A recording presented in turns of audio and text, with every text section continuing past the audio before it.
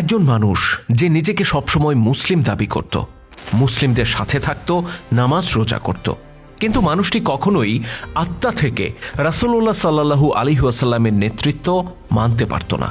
মাঝে মধ্যেই সে রাসূলুল্লাহর সিদ্ধান্তের বিরোধিতা করত। ইসলামের প্রকাশ্য শত্রু যারা, তাদের সাথেও সে সখ্যতা বজায় রাখত এবং ষড়যন্ত্রের ইন্ধন দিত। অথচ সে কখনোই নিজেকে মুসলিম ছাড়া অন্য কিছু দাবি করত না। লোকটির নাম ছিল আব্দুল্লাহ ইবনে উবাই, ইতিহাসে যাকে মুনাফিক সর্দার হিসেবে আখ্যায়িত করা হয়। জীবনের শেষ দিনটি পর্যন্ত সে চেষ্টা করে মুসলিমদের মধ্যে ঘাপটি মেরে থেকে তাদেরই ক্ষতি করার। ইতিহাসের সেই কুখ্যাত মুনাফিক সর্দার আব্দুল্লাহ ইবনে উবাইয়ের জীবনের নানা অপকর্মের কথা তুলে ধরব আমাদের আজকের পর্বে।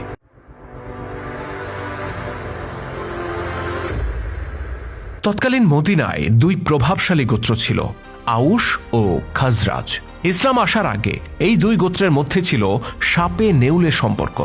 নানা সময় নানা কারণে তারা যুদ্ধে জড়িয়ে পড়ত। ওই সময় মদিনায় সবচেয়ে প্রভাবশালী ব্যক্তিদের একজন ছিল আব্দুল্লাহ ইবনে উবাই। সে ছিল বনু খাজরাজ গোত্রের অন্যতম শীর্ষ নেতা।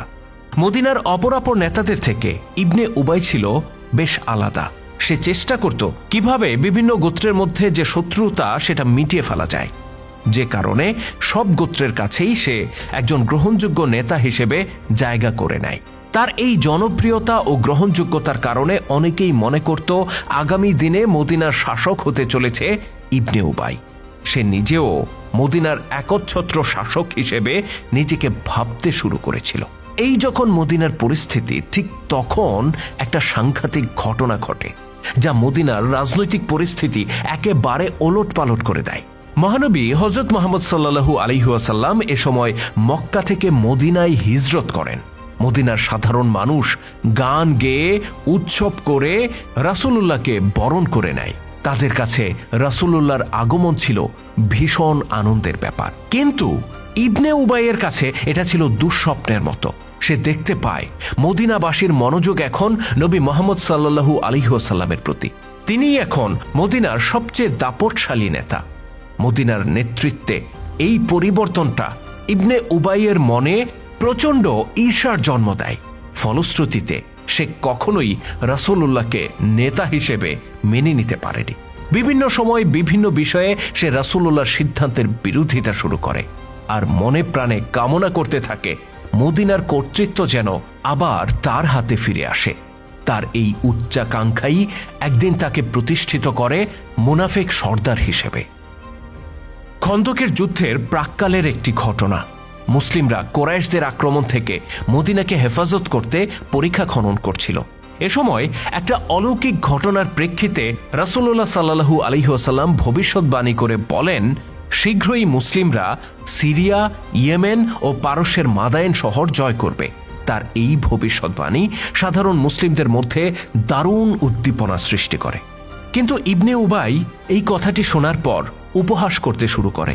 সে বলে, লোকটা সামান্য কুরাইশদের হাত থেকে নিজেকে রক্ষা করতে মাটি খুঁড়ে গর্ত করছে, অথচ সে তার সাথীদেরকে সিরিয়া, ইয়েমেন, মাদায়েনের মতো শহর জয় করার স্বপ্ন দেখাচ্ছে। ইবনে উবাইয়ের এই কথা শুনে তার অনুসারীরা হাসি ঠাট্টায় মেতে ওঠে। রাসূলুল্লাহকে নিয়ে এরকম তামাশা তারা মাঝে মধ্যেই করত। ইবনে উবাই ছিল এমন ব্যক্তি যে সব সময় মুসলিমদের মধ্যে থাকত, কিন্তু বিপদের আভাস পেলেই সে নিরাপদ দূরত্বে সরে পড়ত। বিশেষ করে যুদ্ধের ডাক আসলেই সে নানা অজুহাত খুঁজে বেড়াত। উহুদের যুদ্ধের ঠিক আগের ঘটনা। কুরাইশ বাহিনী মদিনায় হামলা করতে আসছে এমন সংবাদ পেয়ে আল্লাহর নবী সাহাবীদেরকে নিয়ে বৈঠকে বসেন। ইবনে উবাই সেই বৈঠকে মতামত দেয় মদিনার ভেতরে থেকেই যেন কুরাইশদেরকে প্রতিহত করা হয়। রাসূলুল্লাহর নিজের মতামত এমনটাই ছিল, কিন্তু অধিকাংশ সাহাবী ভিন্ন পরামর্শ দেন। তারা বলেন মদিনা শহরের বাইরে যে শত্রুকে মোকাবেলা করা উচিত। অধিকাংশের এই মতের ভিত্তিতে রাসূলুল্লাহ সাল্লাল্লাহু আলাইহি ওয়াসাল্লাম যুদ্ধের প্রস্তুতি নিয়ে মদিনা থেকে বেরিয়ে পড়েন। ইবনে উবাইও এ সময় মুসলিম বাহিনীর সাথে ছিল, কিন্তু মাঝপথে এসে সে বিগড়ে বসে। তার মতামতকে কেন প্রাধান্য দেয়া হলো না, এই অভিযোগ তুলে সে মদিনায় ফিরে যায় আর সাথে করে নিয়ে যায় নিজের 300 অনুসারীকে। মুসলিম বাহিনীর জন্য এটা ছিল একটা সাংঘাতিক ধাক্কা। কারণ কুরাইশদের ৩,০০০ সৈন্যের বিপরীতে তারা ছিল মাত্র ১,০০০। সেখান থেকেও এখন চলে গেল ৩০০ জন। এরকম হঠকারীমূলক আচরণ মাঝে মধ্যেই করত আব্দুল্লাহ ইবনে উবাই। তৎকালে মুসলিমদের কিছু প্রকাশ্য শত্রু ছিল, যেমন মক্কার কুরাইশ কিংবা মদিনার ইহুদি। এদের সাথে দারুণ সখ্যতা বজায় রাখত আব্দুল্লাহ ইবনে উবাই। ইসলামের শত্রুদের প্রতি তার এই সখ্যতা বা দরদ কতটা ছিল তা প্রথম উন্মোচিত হয় বনু কায়নুকার ঘটনায়। বনু কায়নুকা ছিল মদিনার একটি ইহুদি গোত্র। এক মুসলিম নারীর সম্মানহানি এবং একজন মুসলিম পুরুষকে হত্যার দায়ে রাসূলুল্লাহর নির্দেশে সাহাবীরা তাদের দুর্গ অবরোধ করে। অতঃপর তারা আত্মসমর্পণ করলে রাসূলুল্লাহ সাল্লাল্লাহু আলাইহি সাল্লাম তাদেরকে বেঁধে ফেলার নির্দেশ দেন। এ সময় আব্দুল্লাহ ইবনে উবাই তাদেরকে রক্ষা করতে ছুটে আসে এবং তাদের পক্ষে সাফাই গায়। রাসূলুল্লাহ সাল্লাল্লাহু আলাইহি সাল্লাম তার কথায় কোনো পাত্তা না দিলে সে রাসূলুল্লাহর সাথে স্পর্ধা দেখাতে শুরু করে। সে রাসূলুল্লাহর জামা চেপে ধরে বলে, হে মুহাম্মদ, আমি ততক্ষণ পর্যন্ত আপনাকে যেতে দেব না যতক্ষণ আপনি আমার মিত্রদের প্রতি দয়া না দেখাবেন। বাধ্য হয়ে আল্লাহ নবী তার অনুরোধ গ্রহণ করেন। তিনি বনু কায়নুকাকে কঠিন দণ্ড না দিয়ে শুধুমাত্র মদিনা ছেড়ে চলে যাবার নির্দেশ দেন। এরকম বহু ঘটনায় আব্দুল্লাহ ইবনে উবাই মুনাফিকি করতে থাকে।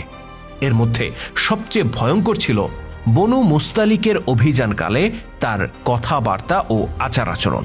৬ষ্ঠ হিজরিতে রাসূলুল্লাহ সাল্লাল্লাহু আলাইহি সাল্লাম এই অভিযান পরিচালনা করেন। আব্দুল্লাহ ইবনে উবাই এই অভিযানে অংশ নেয়। অভিযানকালে মুসলিমদের নিজেদের মধ্যে একটা ভুল বোঝাবুঝি হয়। একজন মুহাজির সাহাবীর সাথে খাজরাজ গোত্রের এক আনসার সাহাবীর বাকবিতণ্ডা হয়।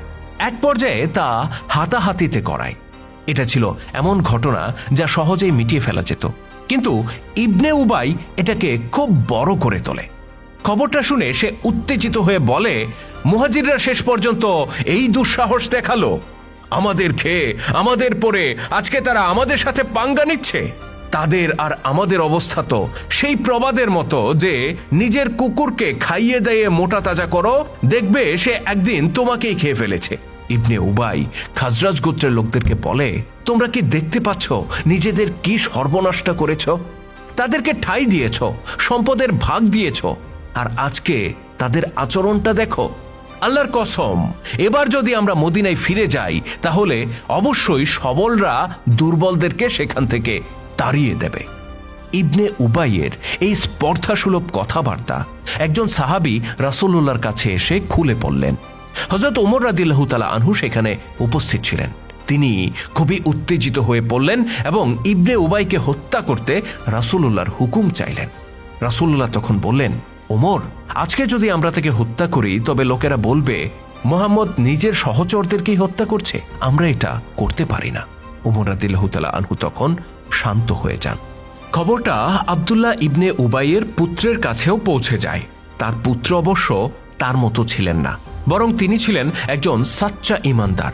তিনি ছুটে এসে বললেন, ইয়া রাসূলুল্লাহ, আমাকে অনুমতি দিন, আমি নিজে আমার পিতার মাথা কেটে আপনার কাছে পৌঁছে দেব।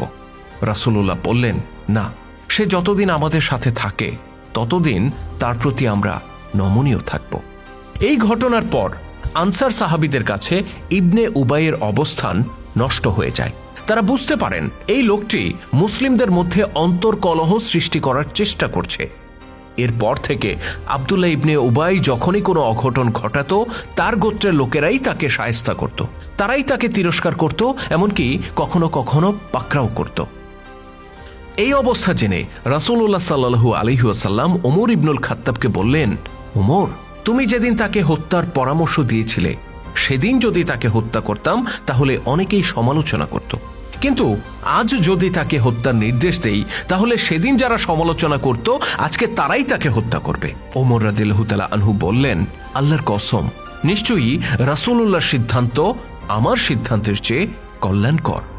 মৃত্যুর আগ পর্যন্ত ইবনে উবাইয়ের এই মুনাফিকি আচরণ অব্যাহত ছিল, তবে সে কখনোই প্রকাশ্যে নিজেকে অমুসলিম দাবি করত না, যে কারণে রাসূলুল্লাহও তার বিরুদ্ধে কোনো কঠোর পদক্ষেপ গ্রহণ করেননি।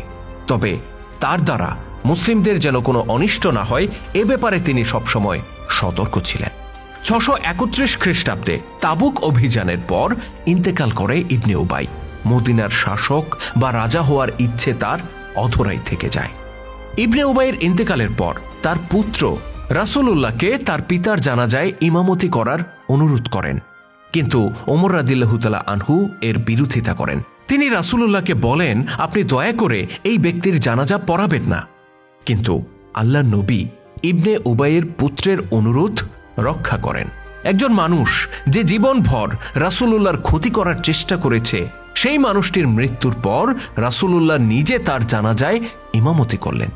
এই ঘটনা একজন নেতা হিসেবে ইবনে উবাই ও রাসূলুল্লাহর মাঝখানের পার্থক্যটা পরিষ্কার করে দেয়। আল্লাহ তাআলা আমাদেরকে মুনাফিকদের কর্মকাণ্ড থেকে হেফাজত করুন, কারণ আমাদের সমাজেও ছড়িয়ে আছে এরকম আব্দুল্লাহ ইবনে উবাইয়ের মতো অসংখ্য মুনাফিক।